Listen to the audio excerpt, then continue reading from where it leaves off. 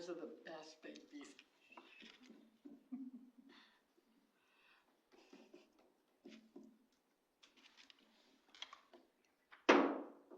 Thank you. Calling the meeting to order. I'm presiding over the meeting until we elect the president and secretary over the annual finance board. So open the floor for nominations for president and secretary. I nominate Amy Pettit for president. Second. Any other nominations? Okay. All those in favor? Thank you. Amy, I'll hand it over to you to move on to secretary. So we'll entertain nomination for secretary for the Board of Finance Committee. I nominate Pat Sullivan. Have a nomination for Pat? Second. Second by Travis. Are there any other nominations? Hearing none, all those in favor? 7-0.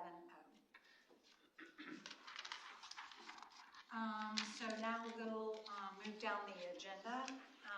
Designation of depositors. Yes, for this coming year and last year, we were staying with the same place. We were using German American for our operating checking and Jackson County Bank for our operating savings. And we will be reviewing rates this summer to see if we'll recommend anything for next year. Okay. Annual investment report. In your packet, you'll see the investment report for 2025. And there's a lot of detail there. The main thing is we've been able to make quite a few investments because of the GEO bonds from 2024. That work will be commencing this summer like we've talked about. So we're trying to be wise with that and buy CDs, get a higher rate for those for the short term. And we also we invested in a CD on late December for the 2025 one that will be doing the HVAC project out of Brush Creek and a small portion of Scipio. That in total, you'll see on page 4, there was right at $436,000 in interest income for the year, for the 2025 year. And that's, unless there's any questions, that's about it. We currently have 2, as of December 31st, we have 2 CDs that are 6-month CDs, since we'll be paying some bills somewhere in the May to June timeframe. Any questions about the investment report? Hearing none, we'll move down to review investment policy. The investment policy is in your packet. It's policy 6144, and I'm not recommending any changes at this time.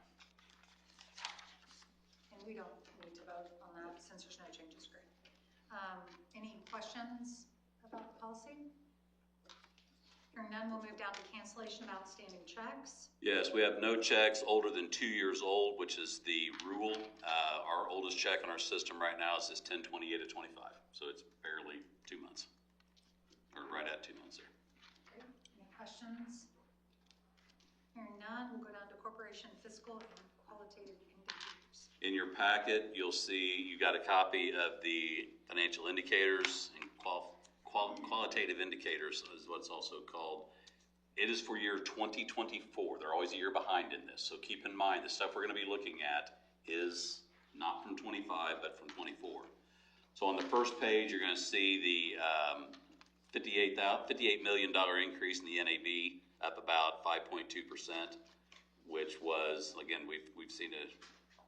That's been increasing for the last couple of years, so it's staying in line with what's been happening recently.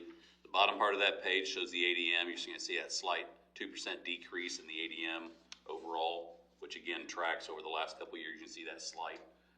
Every year, the last couple of years, it's been dropping down some.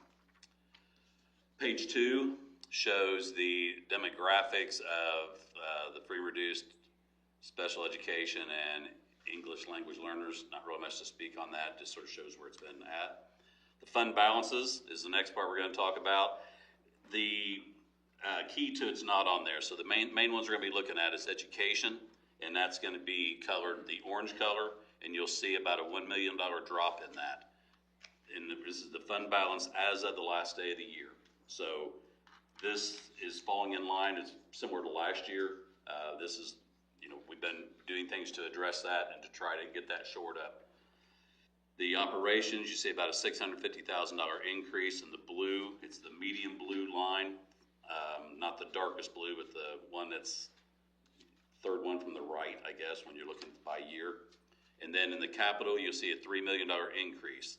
That increase was from the 2024 bond. Again, this is year 2024. We had spend down of the 2023, and then we had the influx of the 3.5 in late November of the 2024 one. So the net of that's about a $3 million increase. And you'll see that in the dark blue line.